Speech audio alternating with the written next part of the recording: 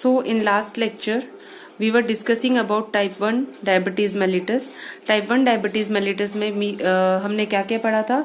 We have read the definition of diabetes. We have read the types of diabetes.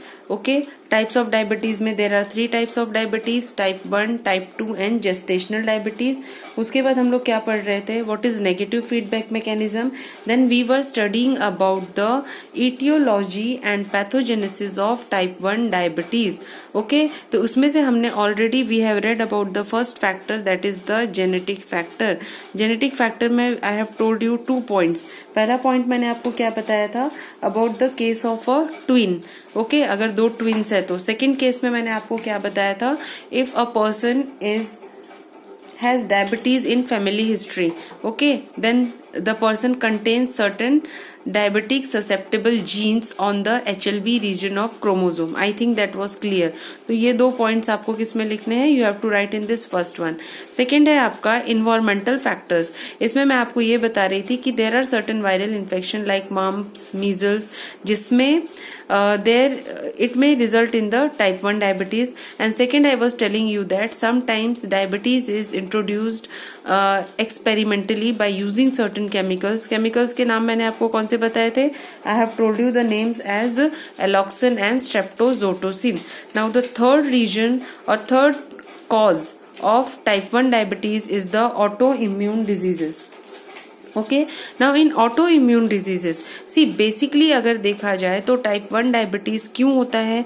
Due to destruction of beta cells of the islet of Langerhans of pancreas. Okay, तो इसमें सबसे जो major cause माना जाता है diabetes, type 1 diabetes का, that is the autoimmune diseases.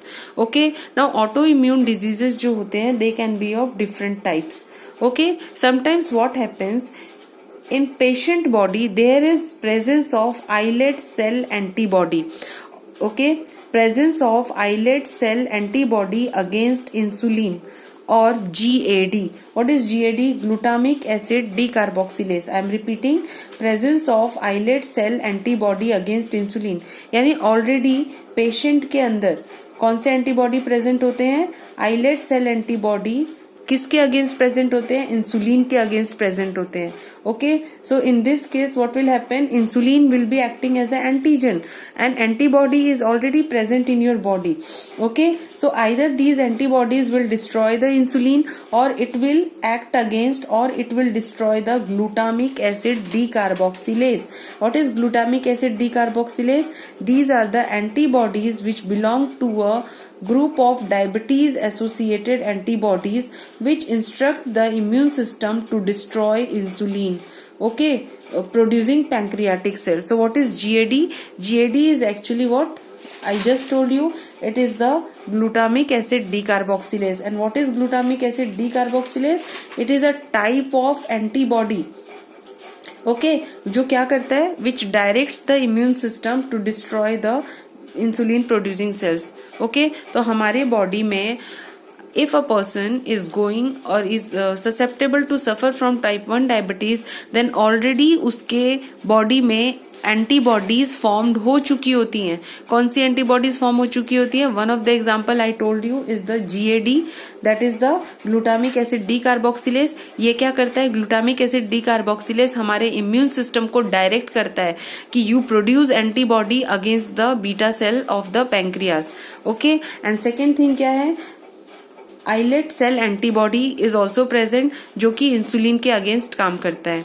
Okay, so this is the first in autoimmune disease, this is the first reason of the type 1 diabetes. The second cause is occurrence or presence of CD4 and CD8 cells around and inside the pancreatic cell. It has been seen that people who are suffering from the type 1 diabetes, उनके blood में already CD4 और CD8 cells present होते हैं near the pancreatic cell. What is CD4 and CD8 cell? These are the helper T cells. These are a part of our own immune system. Third क्या होता है? Destruction of beta cell by apoptosis by T cells. Okay, what happens sometimes due to the process of apoptosis? What is apoptosis? It is a programmed cell death. Sometimes this apoptosis starts against our own body cells. our own pancreatic cells, which will lead to type 1 diabetes. And the fourth is the presence of other autoimmune diseases like Graves' disease, Addison's disease, thyroiditis, pernicious anemia. If a person is suffering from some other autoimmune disorder, then also he can suffer from type 1 diabetes mellitus. So autoimmune diseases में you have to write 4 points. पहला point क्या होता है कि if a person is susceptible to suffer from type 1 diabetes, then already उसकी bodies में antibody present होती हैं. I told you about 2 types of antibody. एक एंटीबॉडी कौन सी है? GAD, that is the glutamic acid decarboxylase. वो हमारे इम्यून सिस्टम को बोलता है कि you produce antibody against the pancreatic cell of against the beta cells of pancreas. और सेकेंड एंटीबॉडी कौन सी प्रेजेंट होती है? आइलेट सेल एंटीबॉडी, जो किसके अगेंस्ट काम करता है? Which act against the insulin. Okay, second मैंने आपको बताया है presence of CD4 and CD8 cells near the pancreas or inside the pancreas.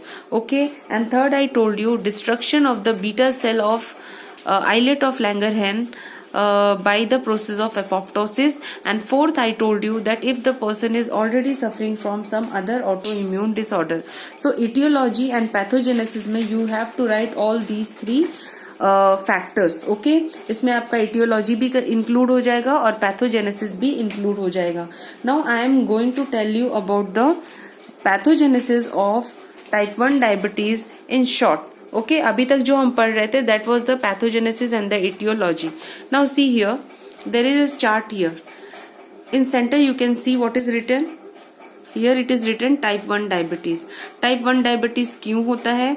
Either there is total lack of insulin in our body, या तो insulin पूरी तरह absent होगा आपकी बॉडी में, या फिर there is inadequate और defective insulin receptor in the body.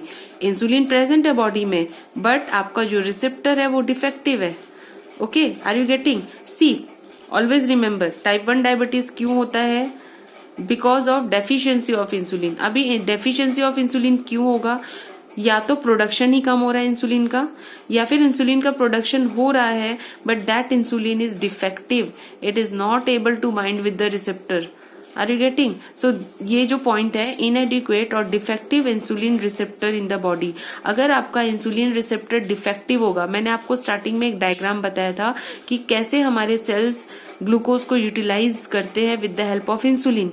Okay, अगर इंसुलिन नहीं होगा तो ग्लूकोज भी सेल के अंदर नहीं जाएगा and that glucose will remain in our body causing hyperglycaemia. Okay, but कभी कभी ऐसा होता है कि insulin is present in your body but वो जो रिसेप्टर है या तो वो डिफेक्टिव है या तो आपका इंसुलिन डिफेक्टिव अच्छे से फॉर्म नहीं हो रहा है. In both the cases the insulin will not bind with the receptor. Next reason है impaired release of insulin. Insulin का सिक्रीशन कम हो रहा है या फिर प्रॉपर नहीं हो रहा है. Okay, next is insulin is either inactive. Insulin is there in your body, it is produced in your body, but it is inactive or destroyed before it becomes effective. Okay, so ये 4 causes हो सकते हैं pathogenesis of type 1 diabetes के. Because type 1 diabetes ultimately होता क्यों है? Due to lack of insulin. Okay, now here I have mentioned in short the pathogenesis. First what is written? Genetic and acquired cause. दोनों cause हो सकते हैं, एक genetic भी हो सकता है, एक एक्वायर्ड. एक्वायर्ड में आपका इन्वायरमेंटल फैक्टर्स इंक्लूडेड है. Now what will happen? Due to any of the causes, there will be decrease in the insulin release. Insulin release कम होगा due to destruction of beta cell. अगर insulin release कम है किस वजह से? Due to destruction of beta cell. तो मैंने आपको अभी बताया अगर इंसुलिन का लेवल कम होगा तो क्या होगा? The insulin will not be able to bind with the receptor and the glucose uptake will be reduced. Glucose uptake reduce होगा तो क्या होगा? There will be hyperglycemia which will lead to type 1 diabetes mellitus. Okay, so this is about the type 1 diabetes mellitus. Now what यहाँ पे आपको क्या ध्यान रखने की बात है? टाइप 1 जो diabetes mellitus क्यों होता है एक्चुअली? ड्यू टू लैक और insufficient insulin production in our body. Okay, ये पॉइंट आपको याद रखना है. फिर इटियोलॉजी एंड पैथोजेनेसिस में मैंने जो आपको 3 पॉइंट्स बताए, कौन कौन से बताए मैंने आपको? First I told you about the genetic causes. Okay, second I told you about the environmental factors. Third I told you about the autoimmune factors. ये तीनों फैक्टर्स आपको लिखना जरूरी है. And after that you have to mention the what are the symptoms of type 1 diabetes mellitus. तो चाहे आपका type 1 diabetes mellitus हो, चाहे आपका टाइप 2 डायबिटीज मेलाइटस हो, there are 3 major symptoms, polydipsia, polyphagia, polyuria. जिन लोग को डायबिटीज होता है उनको भूख बहुत ज्यादा लगती है, that is called as the polyphagia. Polydipsia यानी प्यास बहुत ज्यादा लगती है, and polyuria, see what are the 3 symptoms, one is the polydipsia, प्यास बहुत ज्यादा लगती है, second is polyphagia, that is भूख बहुत लगती है, and third one is the polyuria, मतलब उनको बार बार यूरिन के लिए जाना पड़ता है। So these are the 3 major symptoms of type 1 diabetes mellitus. So हमने अभी तक जो पढ़ा, we have read the general introduction of diabetes and we have read about the type 1 diabetes. अभी हमारा type 2 diabetes बाकी है, that we will study in the next lecture. And one more thing, diabetes is a very important disease. Okay, this is always asked in long answer question, so you have to prepare it properly. Okay.